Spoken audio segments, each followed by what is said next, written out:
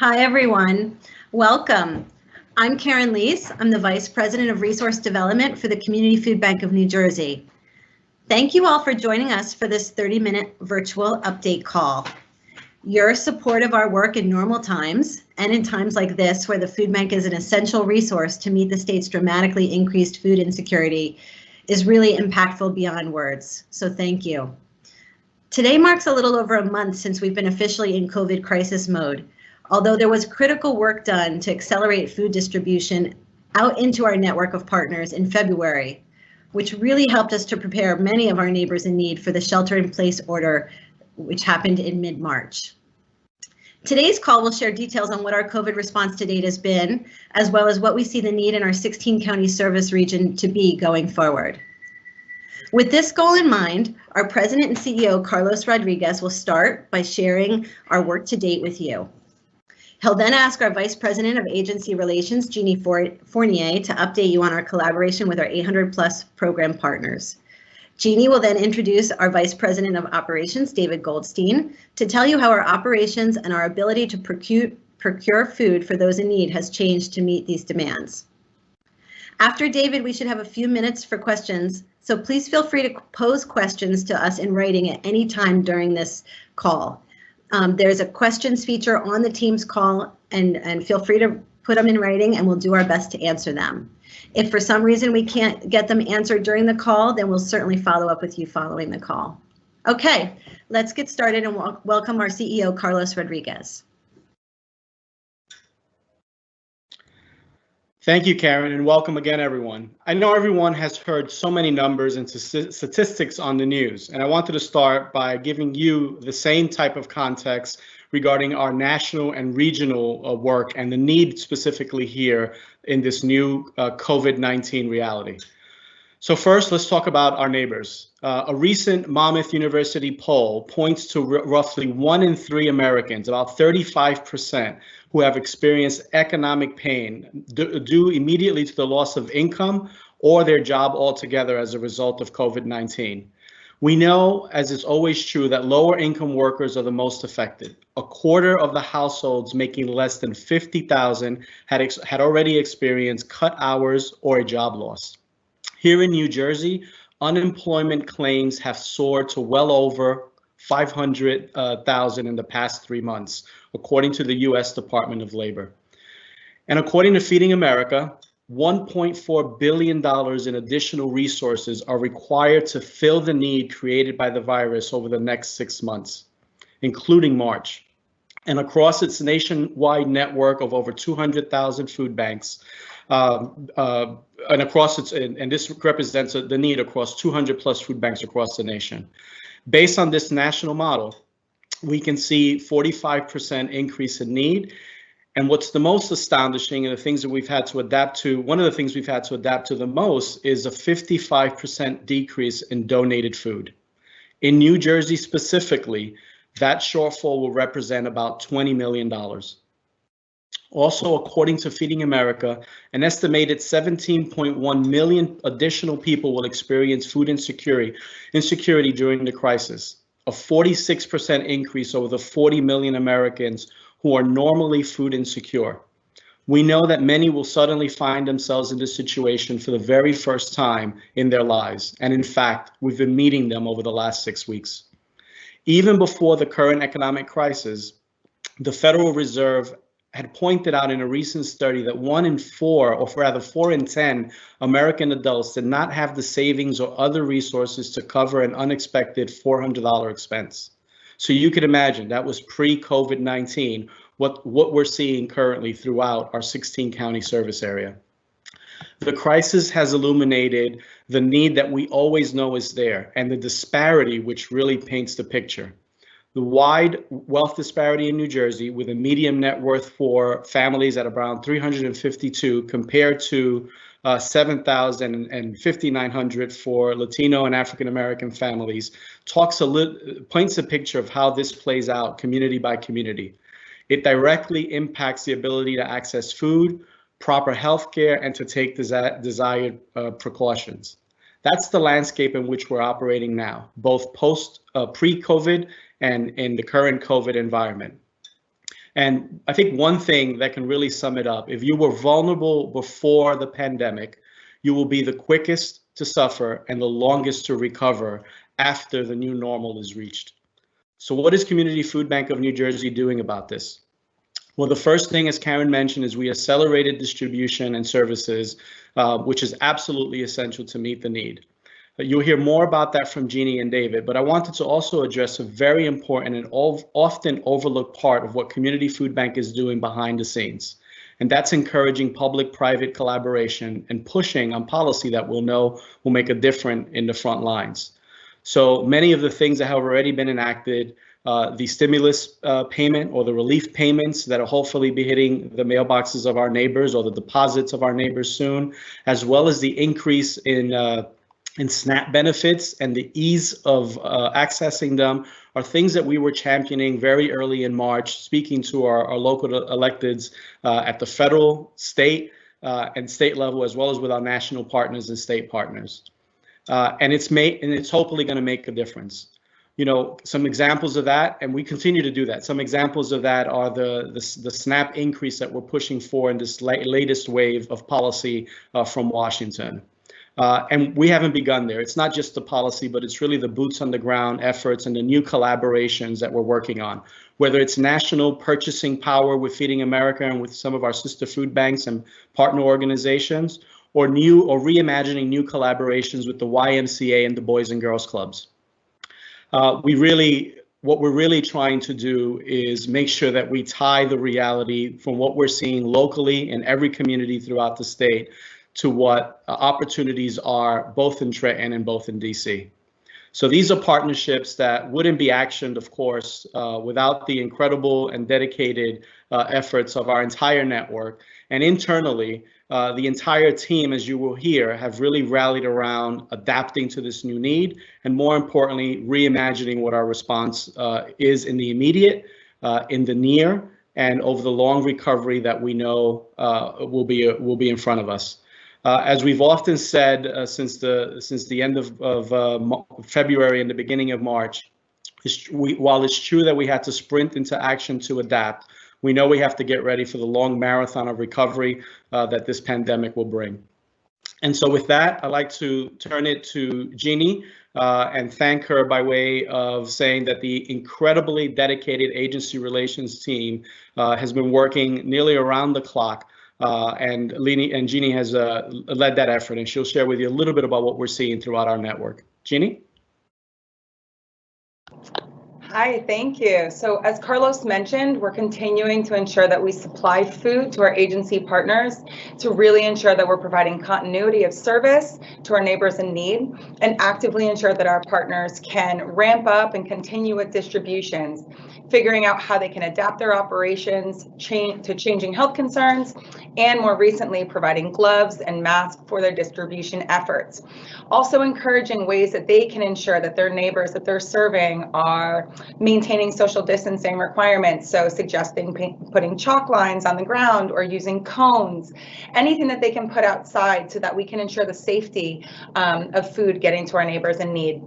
We have also adjusted some of our own operations. So while our farmers market program has been put on hold, perishable product, including produce, is still going out to agencies. And we've adjusted to doing that in small, medium, and large pre-made pallets that we can give to our network so that they can more easily get it out to our neighbors. At this time, about 21% of our programs in our active network have experienced closures. Some of those are for a shorter period of time, and some of those are beginning short, and they're kind of assessing as they go along the way. But we know that what they're reporting back is they're reaching upwards of 50% of an increase in demand for food assistance. So how we can constantly address meeting the needs of closed agencies or the area where the closed agencies are, and ensure that each community we serve has its needs met. We've really expanded upon our partnerships. So as Carlos mentioned, reimagining existing partnerships. And I'll give Boys and Girls Club as an example. They were providing meals in many of our locations through after school programming. And when that was impacted, they quickly pivoted, worked with some of our local partners, and are pre-packing and distributing food to their communities, including perishable and non-perishable product. We have also, as our efforts have gone to address the community needs, really focused in on the hotspot areas where we know that there's been a particularly high number of positive COVID infection rates. So of the 10 New Jersey municipalities that had the highest COVID infection rates, 9 of them are in our service area. That's included Jersey City, Newark, Teaneck, Patterson, Clifton, Elizabeth, Englewood, Bergenfield, and Hackensack. In addition to this, even though South Jersey has had fewer cases than our Northern County area, the economic impact that the region has suffered due to the casino shutdown and related hospitality industry has been devastating. We know that in our own Egg Harbor Township location, where we have an on-site pantry, that demand has been up by 60%, and the number of emergency food boxes that we've distributed on average each day has tripled. Next week, we're preparing for a special distribution for laid off casino workers, and we're just continuing to pivot to figure out how each community has a particular need and how we can work to make sure that we're meeting that need. With regard to overall food distribution, in March, we supplied enough food for 4.8 million nutritious meals, which is an increase of about 800,000 meals over this time last year. We are doing, also when I talk about pivoting, we are thinking about ways that we can meet the community need. And so we've been doing that in a number of specific ways to address COVID. Emergency meal kits. This has been a way where we can get pre-packed food and get it into highly impacted areas. It is non-perishable food items that provides about 40 meals, which is enough food to feed a family of 4 for 4 days. To date, we've distributed more than 20,000 of these emergency meal kits across 11 counties. And just this past week, we collaborated with our Bergen County partners, which we know have experienced a tremendously high impact of COVID. And we've done a large-scale emergency meal kit packing and distribution effort. It was hosted at Fairleigh Dickinson University's Teaneck campus. And through a number of partnerships, 1,800 kits provided to over 5 of our partners serving those particularly hotspot areas in Bergen County, put 70,000 meals back into the community. We've also ramped up what we're doing with our family pack programming. Again, I mentioned Boys and Girls Club earlier, also with our YMCA partnerships, more than 8,000 family packs have been distributed, including 2,800 to our partners in Newark and Clifton, and another 3,000 to Clifton, Patterson, and Passaic. We're also working to continue production of meals where we were normally doing this in our after school programming, but now really making those meals frozen and available, grab and go option, so that not only can we continue providing meals to our child feeding programs, but also some of those particularly vulnerable communities such as seniors and shut-ins, college pantries, our soup kitchens. So to date, we have 4,000 prepared meals. Or we've done distribution, I should say, I'm sorry, of 4,000 prepared meals to seniors, and really trying to identify those gaps where we've seen an increase in the request to Meals on Wheels, and we know that there's a process to get them signed up, trying to really make sure that we can ensure there's no gap in between that. We are also providing meals. We know there are first responders in Newark that are being housed at Rutgers Newark dormitories, so listening to what our partners are saying and trying to respond. SNAP assistance, we have continued to provide SNAP outreach efforts. We have a 1-800 number where we have been fielding phone calls and also responding to email inquiries. And this has grown exponentially in the last number of weeks, 1,700% at the end of last month. And already this month, we're at 360, or I should say 3,000% for this month, just with the number of calls. So we're working to coordinate with county offices that process applications, monitor the development of streamlined approach, and work with our state partners, and of course make sure that we can answer as many questions as possible to our neighbors who, as Carlos mentioned, are in this position for the very first time in their lives. So thank you so much, and now David is going to give you details on our operation and food procurement efforts. Okay, thanks, Jeannie. Good afternoon, everybody. As many of you already heard from Carlos and Jeannie, we have expedited our food distribution and procurements through at the end of February and through March. When this first started, to meet the increased need and to account for additional cleaning and social distance protocols as recommended by the CDC, we transitioned our operation to a 3-shift, 24-hour-a-day operation, 6 days a week. On-site body temperature testing of the forehead for each FoodBank visitor and employee is being conducted at each of our locations by emergency medical technicians outside of our facilities. And we've made gloves and masks mandatory for everybody coming into the building or in direct contact with our employees, as agencies may come to pick up food at either one of our facilities, or our drivers are delivering food to our programs in the different communities that we serve. We have really started to be conscious of volunteers, and we curtailed a lot of outside volunteers to limit outside contact with the food bank.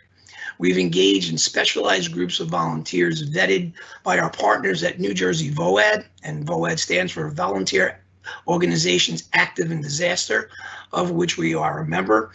And we've brought in Team Rubicon through the VOAD, and Team Rubicon are a group of former military personnel, either retired or inactive through the National Guard, and they have, along with the Civil Air Patrol, which are the cadets from the United States Air Force, and our friends and partners through Jersey Cares, have really been engaged and have really been helping us continue to fulfill our mission. You've heard Jeannie talk about meal boxes.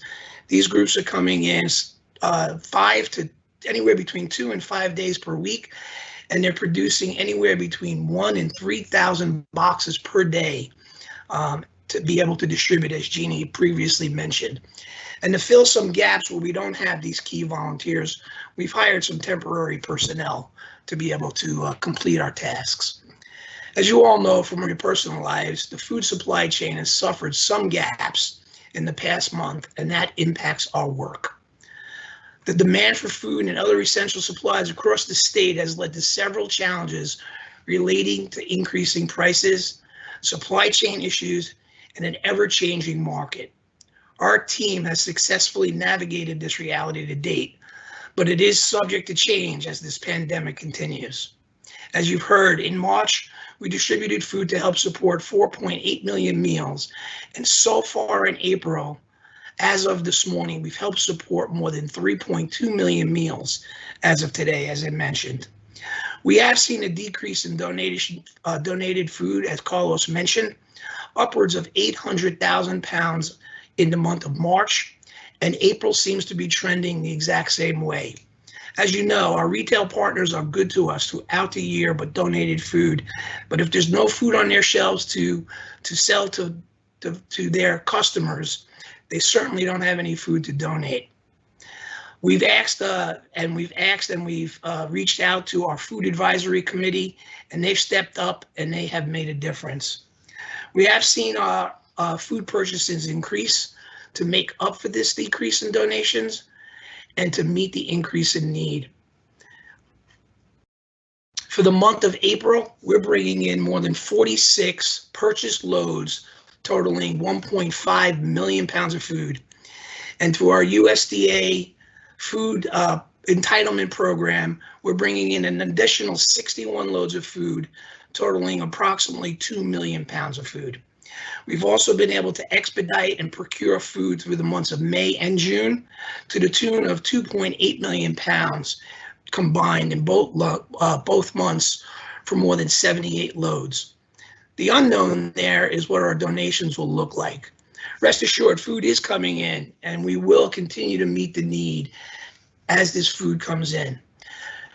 Our donations for our major donors that we reached out for, they've been stepping up. We've been able to procure, through the help of Feeding America, 4 loads of the Bumblebee Corporation of canned fishes. We've got a nice donation from Goya Foods, from our partners at Wakefern. And as I speak to you right now, our team in our Hillside facility is receiving a container from the Port of Newark of a donation of 10,000 pineapples that will start being distributed as early as tomorrow. Over the last 2 days, our operations in the late night have selected more than 500,000 pounds for distribution today and tomorrow. Jeannie did talk to you a lot about our large-scale distribution of food and essential goods, and it's being distributed by pallet to key partners that have the capacity to receive and repack such quantities. We've had to rent trucks to do more, and we've had to hire additional drivers to prepare for the increase in distribution. We'll continue to meet the need as the need comes to us in collaboration with our donors, our partners, and our staff. Thank you. Let me turn it back over to Karen for our Q&A.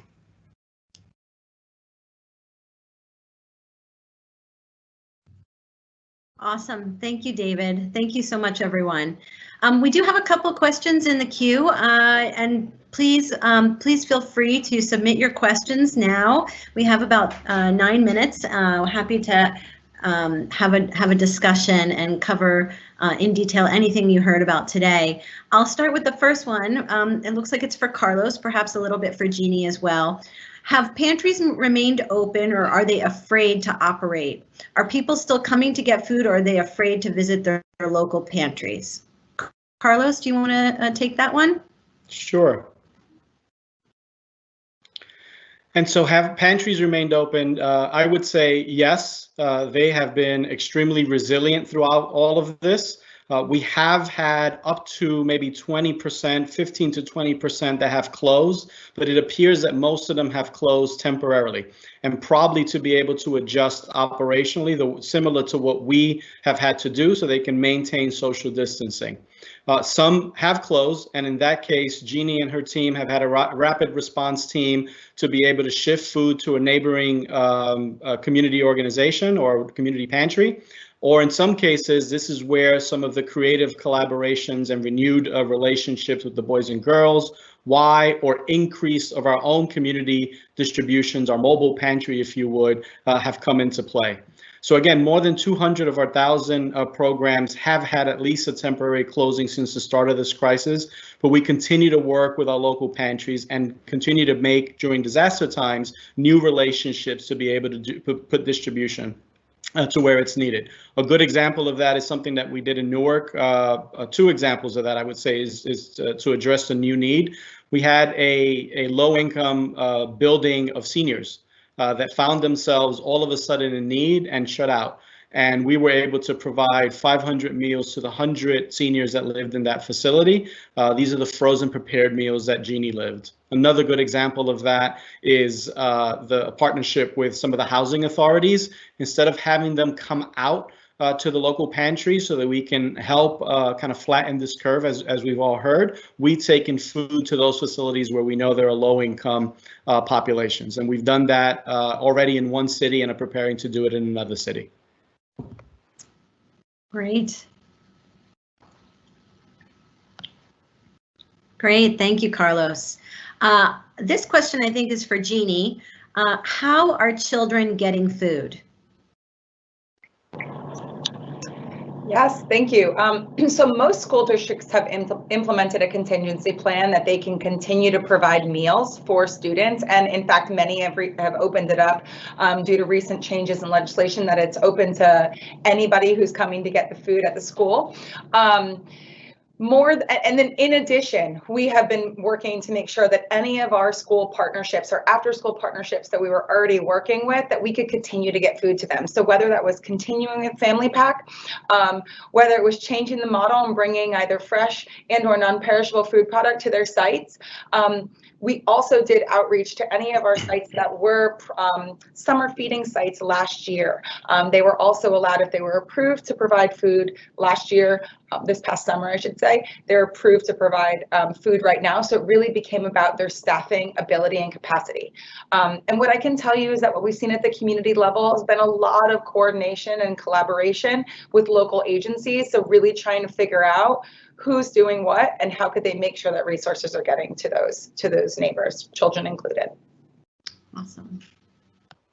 Awesome. Thanks, Jeannie. Really, I think a follow-up question for you is what has been done, and perhaps Carlos can chime in as well, what has been done to make SNAP benefits easier to get?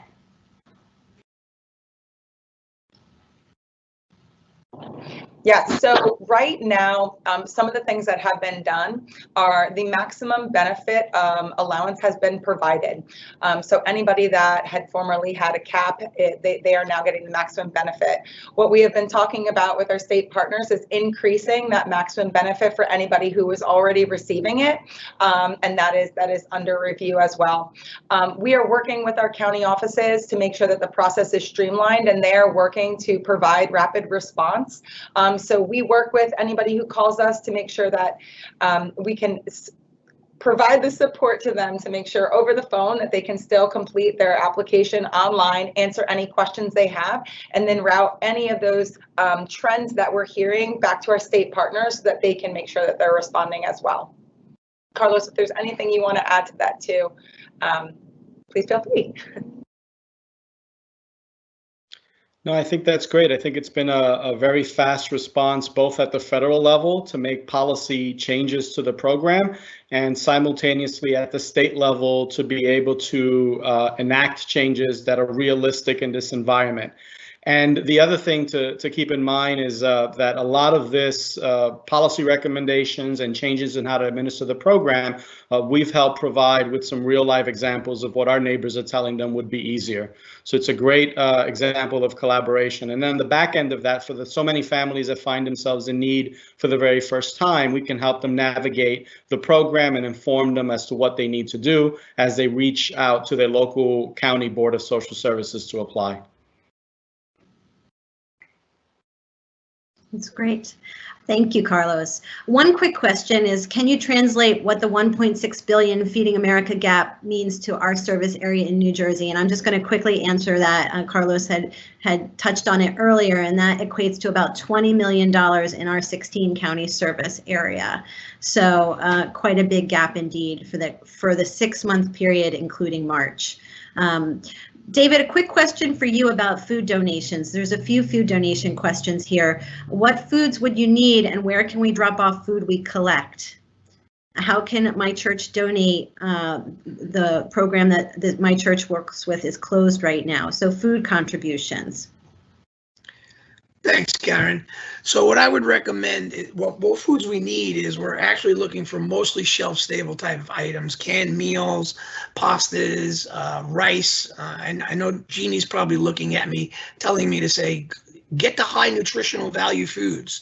But shelf-stable items, Pop Tops are very helpful as well for folks who may be living in non-residential areas or non-residential homes. Where can you drop it off? Contact us. Go to the FoodBank website, www.cfbnj.org. There's a place on there that says donate. We'll follow up with you within 24 hours, so we can either come pick up your food if it's in abundance, or set you up to one of our local pantries where you can drop that food directly to. That's great. Thank you, David. That's great. Quickly, Carlos, how much are these expanded services costing the food bank? We hear about these high volumes of food, and what is the expense of that for the food bank?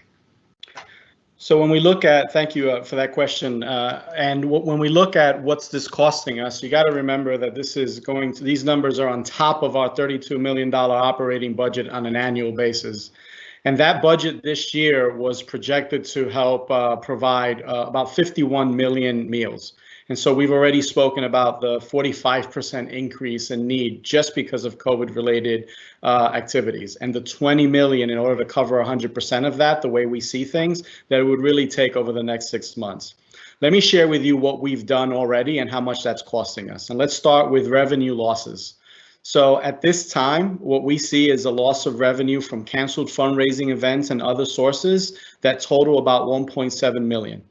In addition to that, what we have already on hand that we've ordered, the extra food that we've ordered to really supplement and help increase slightly what we've lost in donations and increase so that we can provide more food to our community during this time, that will cost us over $3.3 million. The vast majority is direct food cost, about $3 million, and then an increase in hiring that we've had to do for part-time staff, drivers, renting trucks, and all of the other operational needs that you've heard from both Jeannie and David.